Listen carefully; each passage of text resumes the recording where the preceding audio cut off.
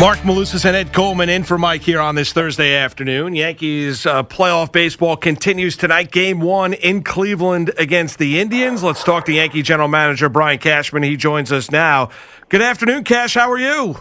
I'm okay. Just arriving here at the ballpark. How are we, Cash? So far, so good. That's good. Red Sox, by the way, down 1-0 already. First batter, Bregman, going deep, and second batter go deep.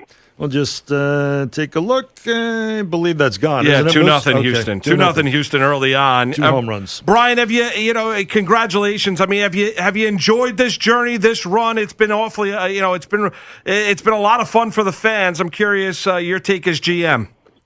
Well, you definitely sleep better when you win, and we've certainly had more wins this year than last year, and so and it's certainly what we aspire to do is play in the postseason. And, I certainly definitely wanted to be here in Cleveland, and now we're here, getting ready to enter into the clubhouse. And, look forward, as I've said many times, at this stage, it's from the front office side to stay out of the way and let them play. And, so we're just like the fans, we're just, hoping that these guys play the best of their abilities and watch these great athletes go out on the field to play. Brian, I know you're obviously well aware that you have a tremendous bullpen, but what were your thoughts the other night watching what they did when Severino could only give you 29 pitches? Yeah, certainly proud. And we talked about it in our meetings that, listen, in a cage match like that, deploying that bullpen as early as you have to, so be it, we even talked about if he was pitching well, how early do you go to it, if he was doing extremely well and turning the lineup around once through the lineup, twice through the lineup. At what point do you deploy the bullpen? And so, but Joe did what he had to do when Sevy was in trouble early and, against the ropes, right in the first inning, boom. And, he executed what we discussed. And, when you have those type of arms in the pen, it allows you to think that way. And, Brian, there are moments in games where a game could get away from you. Those 2 strikeouts by Green, top half of the first inning, men on second and third, infield drawn in for that second out. I mean, not only did that embolden your team, got the fan base and got the crowd back into it in the Bronx. I mean, that was a huge moment in that game. Oh, no question about it. I mean, what Chad Green's been able to do for us out of that pen, has been just, I can't say enough about it. And that was as big a moment, and we were talking out loud, in the first inning in my box.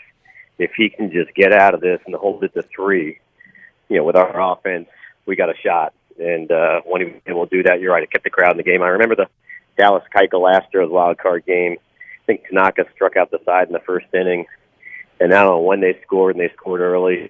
They took the crowd out of the stadium. It was loud in the first inning, and then after that, I think they put some runs on the board, and then he gave up some runs here and there, and next thing you know, it was quiet, and he kind of turned it into a morgue.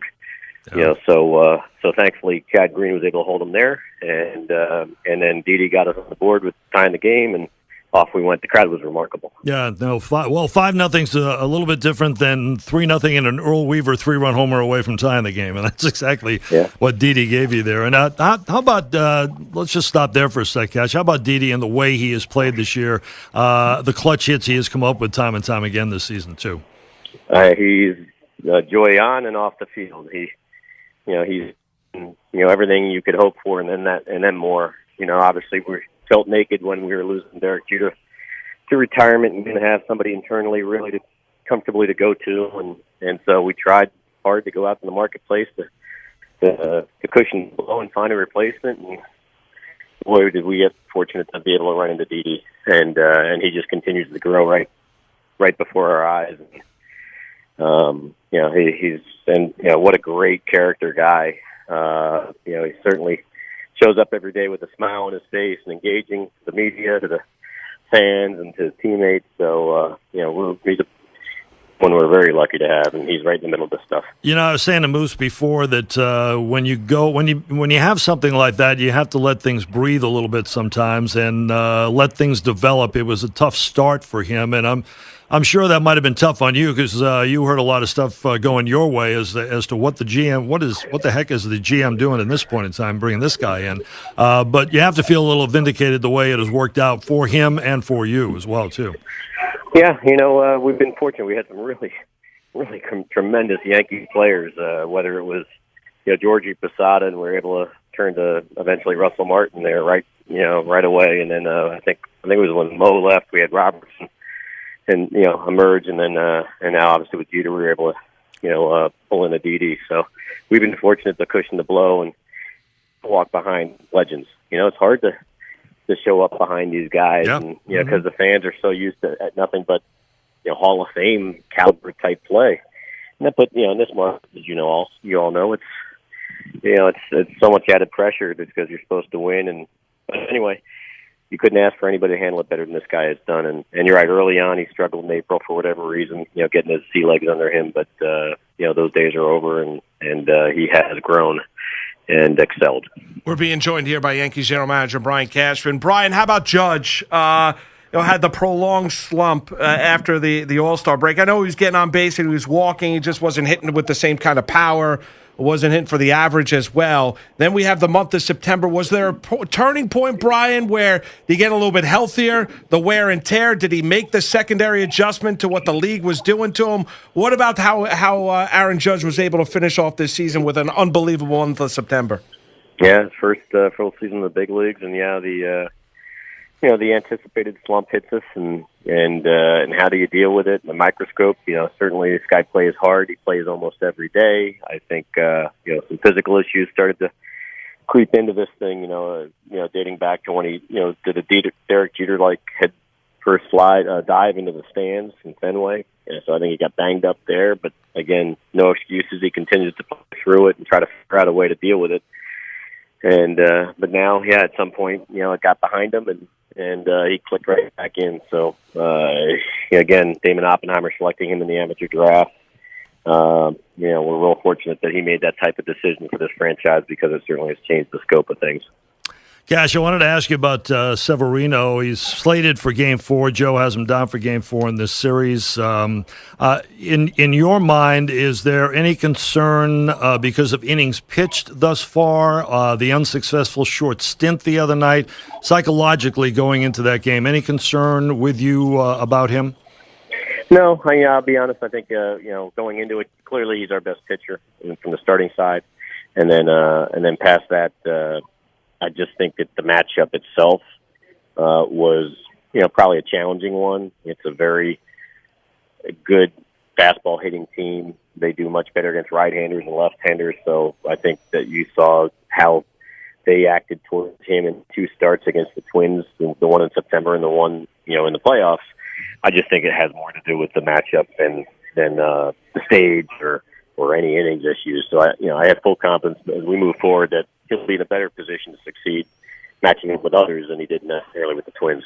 Brian, you mentioned character when talking about Didi Gregorius, and certainly you love the way that he conducts himself day in and day out. But, Brian, give you credit. I mean, there's a lot of guys on this team that do that as well. You go down the line, Hicks and Judge, certainly Starlin Castro, Frazier in his short time here.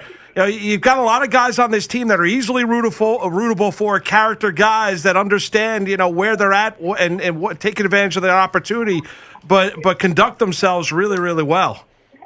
No, they are, and this is a great group of people, and for the most part, all the players I've had a pleasure of being a general manager over or assistant GM or what have you is, I'd say 99.9% of them are really tremendous people, not just great players. So, but this band of merry men, they know what they're here for, and they enjoy each other. They enjoy competing. They know the bottom line. Their priorities are straight, and so when all those things are in alignment, I guarantee it's a fun team to watch. I know they are. I know it's a fun team if you're in the media to cover, and it makes my life easier in the front office. Because there's less distractions and headaches to have to be dealing with. Brian Cashman, Yankee GM, our guest here. Ed and Moose sitting in for Mike, who is off today. Sonny Gray will take the ball tonight. He's pitched in the playoffs before. He has Game 1 in this series. He ready in your eyes? You happy giving him the ball here in this spot? Yeah. I'm thankful that we have him here and we have him moving forward. And clearly we had a choice of everybody but Sevy, and we made the choice on Sonny because we think he's the best equipped to take this Game 1, and hopefully he pitches to the best of his abilities. We'll see where where it goes. But yeah, we're very comfortable with any time he has the ball in his hands, and hopefully we score more runs than he used to get. Yeah. Mm-hmm. And last time I think he pitched here in Cleveland, maybe his first start, we kicked the ball all over the place. You know, remember that? I think he had like 3 errors in the first inning or something like that. Did. So, yep. But he pitched well, but we didn't play well. Right. Brian, couple on guys in the bullpen. Where do you feel Betances is right now? He's ready to go.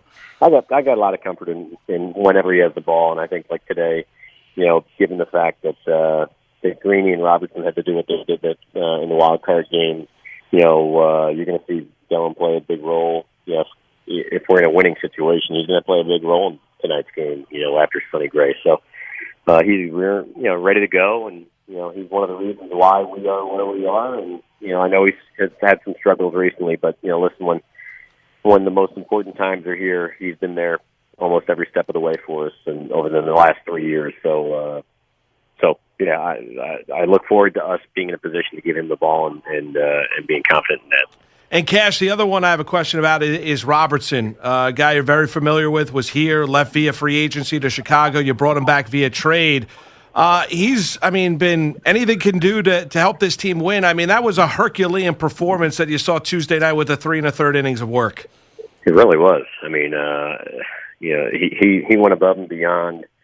And, you know, he's the same guy that we had when he was here. You know, I hope, I know the Yankee fans appreciate, you know, everything that this guy has done. He followed in the footsteps of Mariano. He was setting up and learned at the footsteps of Mariano. I think Mariano kind of handpicked him regardless of us giving him the ball after Mariano retired. Then he went on and got a big contract with the White Sox. But we knew when we were going to get him back here what we were getting, both in terms of performance and makeup, and it's as if he never left. He's excited to be back, and you know, this was always his home beforehand, and it's a great opportunity. You know, and obviously we're playing here in Cleveland, you know, mainly because of what he did the other night, and so hopefully that will be something that everybody in this fan base will remember, you know, forever. So he'll be a guy coming back years gone by, and will be talked about. It's kind of a cool situation for him because he created that storyline. Hey, Brian, were you surprised Bauer in Game 1 and Kluber pushed to Game 2? Yeah, I don't think about whatever anybody else their decision making is. So, you know, they got a great team. I don't care how you dissect it. And, you know, obviously we had trouble with them in the regular season. So, you know, hopefully, you know, in this new season it'll be a little different. Hopefully, you know, they've been sitting around since Sunday. They haven't played a game. So hopefully, then maybe they'll be a little rusty. I don't know. Take anything we can get that way. But, you know, I think Chris Antonetti and Terry Francona have done just an amazing job with the roster they've got. And those guys are exceptionally bright. So they know what they're doing. So, you know, I know our guys are looking forward to competing against them. And, you know, because they are the defending champs in the American League. And, you know, to be the best, you have to beat the best. And right now, these guys are the reigning champs of the American League. So, Brian, last one for me, and that is with Ellsbury. You brought him here, and certainly he got a big-time contract. Eddie and I were discussing earlier on, you got to give him credit this year because he didn't create any kind of an issue when playing time went away, went about his business, and when he was given the opportunity, he was able to thrive in the month of September. What about what you've seen here from Ellsbury closing out and going into the postseason? What do you expect the rest of the way? Yeah, I mean, he's going to be a weapon for us, at least tonight off the bench, as a pitch runner. But obviously, Aaron Hicks has had such a tremendous year at the bench. And then, you know, when Jake went down with a concussion, you know, he was playing extremely well. Then he went down with a concussion, and historically, guys come back from those, you know, significantly, you know, altered in terms of their initial offensive performance over the next 6 weeks when they return from the DL. And that's what happened with Jake's case. But then, you know, obviously Hicks goes down with an injury, and then we plugged Jake in, and, you know, he was exceptional. And one of the reasons why we were able to hold off any, you know, onslaught from anybody else and stay within the contention on the East, because he played, you know, extremely well down the stretch, which earned him that start in the wild card game. So, you know, Joe's in a position to mix and match now with a lot of quality choices, and I'm thankful Jake has come back to become a quality choice again for us. We move through the series. He'll either be coming off the bench as a pinch runner, defensive replacement, or maybe Joe will start him again, and we'll see where it goes. Brian Cashman with us. Brian, thanks for the time. I appreciate it. Enjoy the game tonight. Hopefully you will, and maybe the Indians can give you back those 3 errors that you made the last time you were there in the first inning maybe and make things easier, huh? You're Cheers, my friend. Brian, thank Guys, you. Enjoy guys, the game.